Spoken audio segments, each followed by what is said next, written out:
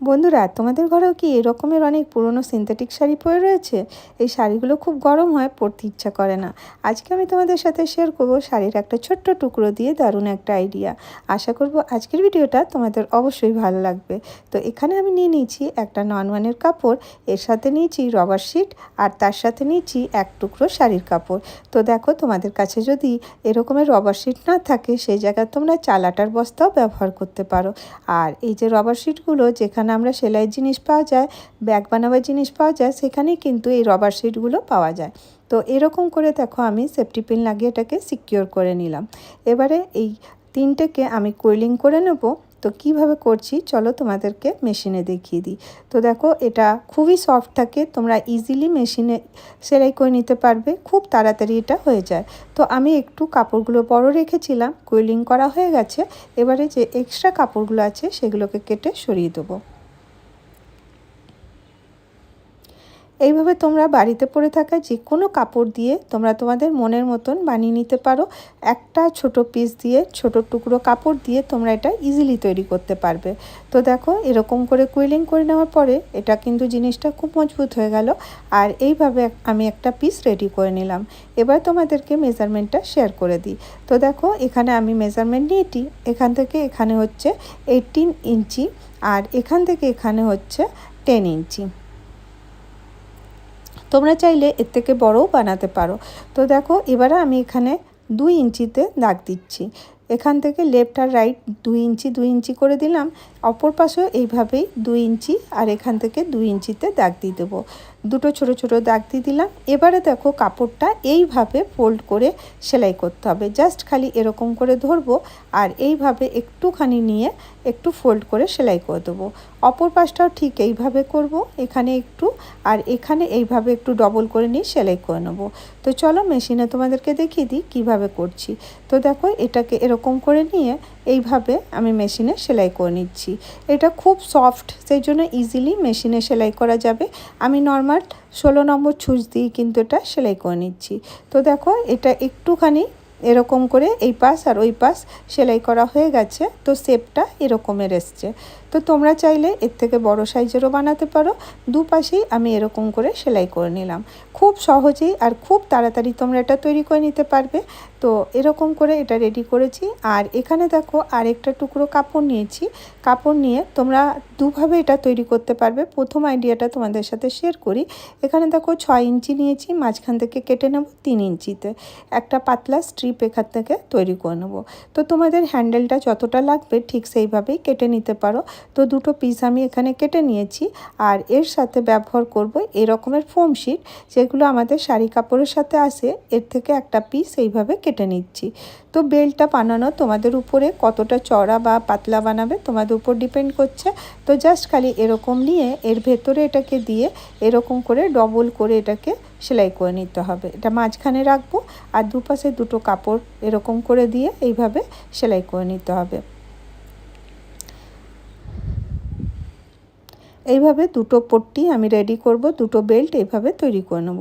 তো দেখো, দুটো বেল্ট তৈরি করে নিয়েছি। তো তোমরা এখানে এই বেল্টগুলোকে এইভাবে লাগিয়ে নিতে পারো। এইভাবে রেখে উপর থেকে সেলাই করে নিতে হবে। দুটো বেল্টই এইভাবে রাখবো, ঠিক যেভাবে আমি এখানে রেখেছি ঠিক সেইভাবে এটা করে নিতে পারো। তো এর জায়গায় তোমরা এমনি রেডিমেড বেল্টও ইউজ করতে পারো, যেটা তোমাদের সুবিধা হবে সেইভাবেই করতে পারো। তো দেখো, এখানে আমি রেডিমেড বেল্ট ইউজ করছি। তো দেখো, এরকমের একটা রেডিমেড বেল্ট নিয়েছি। আন্দাজ মতন আমি এটাকে ডবল করে রেখে কেটে নিচ্ছি। 20 ইঞ্চি পর্যন্ত তোমরা এটাকে নিতে পারো, আর এটাকে ডবল করে নেবে। তো দেখো, এরকম করে ডবল করে হাফ করে নেব। এভাবে হাফ করে নিচ্ছি। এরপরে দেখো, এটা আমি এখানে রেখে এইভাবে সেলাই করে নেবো। এই রকমের রেডিমেড বেল্ট তোমরা মার্কেটে ইজিলি পেয়ে যাবে। এগুলো 8 টাকা 10 টাকা করে মিটার নেয়। তো দেখো, আমি এটাকে এরকম করে লাগিয়ে দিয়েছি। এবার দেখো, একটা জিপ নিয়েছি।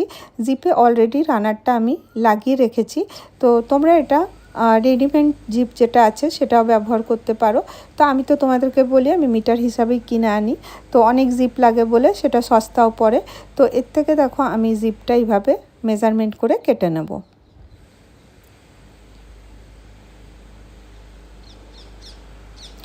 যতটা আছে তার থেকে একটু ছোট করে কাটবো জিপটা, যাতে এখানে আমি কাপড় জয়েন করতে পারি। তো দেখো একটুখানি ছোট করে কেটেছি, লেফট অ্যান্ড রাইটে হাফ ইঞ্চি জায়গা ছেড়ে দিয়ে একটু ছোট করে কেটে নিয়েছি। এবারে চলো মেশিনে চলে যাই, তোমাদেরকে দেখিয়ে দিই। তো দেখো এখানে কাপড়েরই দুটো টুকরো আমি এখানে নিয়েছি। এইভাবে যদি তোমরা জিপটাকে লাগাবে তাহলে জিপটা খুব মজবুত থাকবে আর এই জিপটা খারাপ হবে না। তো জাস্ট খালি এরকম উল্টো করে একটা পিস কাপড় নিয়েছি, নিয়ে এটাকে আমি সেলাই করে নেব। সোজা দিক করে সেলাই করেছি। এবারে এটাকে যখন আমরা এরকম করে খুলে দেব তো দেখবে এর ফিনিশিংটা খুব সুন্দর হচ্ছে। অপর দিকটাও ঠিক ওইভাবেই কাপড়টা লাগিয়ে নিয়ে এইভাবে আমি সেলাই করে দিচ্ছি। তো দেখো এটা পুরো কমপ্লিট হয়ে গেল। এবার এটাকে ওপেন করে দিই। এইভাবে দেখো দুটো দিকেই আমি কাপড়টা লাগিয়ে নিলাম। এবারে এক্সট্রাটা কেটে দিচ্ছি।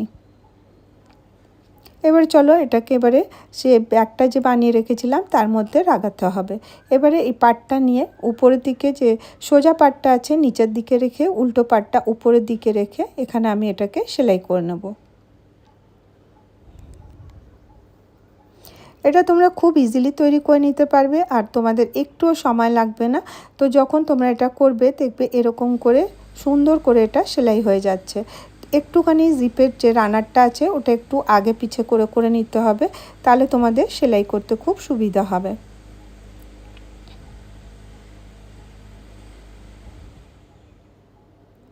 এইভাবে দেখো করে নিলাম। এতে কি হবে তোমাদের যে কাপড়টা লাগালে এর মধ্যে ফিনিশিংয়ের সাথে লাগবে আর এক্সট্রা যে কাপড়টা থাকবে সেটা আমি কেটে সমান করে নেব। তো এক পাশে জিপটা লাগানো হয়ে গেল। তো দেখো বেল্টটাও খুব ফিনিশিংয়ের সাথে লেগে গেছে। এবারে অপর পাশটাও ঠিক ওইভাবে এইভাবে টার্ন করে নেব আর অপর পাশটাও এইভাবে সেলাই করে নেব। এইভাবে নিয়ে এটাকে এরকম উল্টো করে দিয়ে এরকম করে নিয়ে এইরকম টার্ন করে নিয়ে এটা আবার সোজা সেলাই দিয়ে দেব।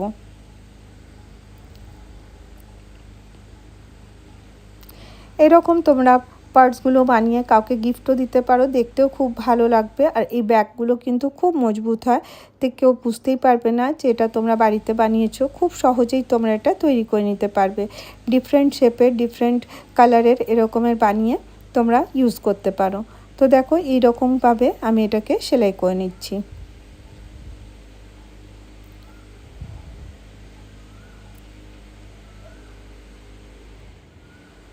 এইভাবে দেখো এটা পুরো কমপ্লিট হয়ে গেল। এখানে আমি দুপাশে এরকম করে জিপটা লাগিয়ে দিলাম। এবারে জাস্ট খালি এটা এইভাবে দুপাশটাতে সেলাই করে দিতে হবে। তো দুপাশে সেলাই করা হয়ে গেছে। এবারে দেখো তোমরা এখান থেকে এটা ওপেন করতে পারো। তো এটা শেপ খুব সুন্দর হয়। এবার দেখো এটাকে আমি এরকম করে ভেতরে হাতটা ঢুকিয়ে এরকম এই কর্নারটা এরকম করে বার করে নিচ্ছি। এরকম করে কর্নারটা বার করে এইভাবে এখানটা সেলাই করতে হবে। 1 ইঞ্চি করে জায়গা ছেড়ে দিয়ে এরকম করে এখানটা সেলাই করে নেবে। তো তোমাদেরকে দেখিয়ে দিই কীভাবে করবে। এখানে জাস্ট এরকম করে একটা স্কেল দিয়ে বা ইঞ্চি টেপ দিয়ে মেপে নিয়ে এখানে একটা দাগ দিয়ে দাও। এরকম করলে এই ব্যাগটা শেপটা দেখতে খুব ভালো হবে। এরকম 1 ইঞ্চিতে দাগ দিয়ে আমি এই দুপাশটা সেলাই করে নেব। তো চলো এটা সেলাই করা হয়ে গেছে। এবারে চলো আমি এটাকে ওপেন করে দেখাই এর শেপটা কীরকম হয়েছে। এরকম করে জাস্ট এটাকে এরকম করে ওপেন করে নিতে হবে। আর এখানে রবার শিট লাগাবার জন্য এর কিন্তু থিকনেসটা খুব সুন্দর হয়েছে। রেডিমেড ব্যাগ যেরকম থাকে ঠিক সেই রকমের। জাস্ট একটু টাকা খরচা করে কিন্তু তোমরা বাড়িতেই এরকমের সুন্দর সুন্দর পার্টস বানিয়ে নিতে পারো। তোমরা এটা সেলও করতে পারো বা নিজেরাও ব্যবহার করতে পারো, গিফটও দিতে পারো। খুব ছোট্ট আইডিয়া, আশা করব তোমাদেরকে এটা হেল্পফুল হবে। তোমরা অবশ্যই বানিয়ে দেখো, কীরকম লাগছে অবশ্যই একটা করে কমেন্ট করো। তো দেখো ফাইনাল লুকটা তোমাদের সাথে আমি শেয়ার করি কীরকম হয়েছে। এটা অনেকটা হার্ড, কারণ এটা স্টিপ হচ্ছে, মানে এটা দেখতে খুব ভালো, একদম রেডিমেড ব্যাগের মতন লুক আসে। এবার দেখো এর জিপটাও লাগানো হয়ে গেছে।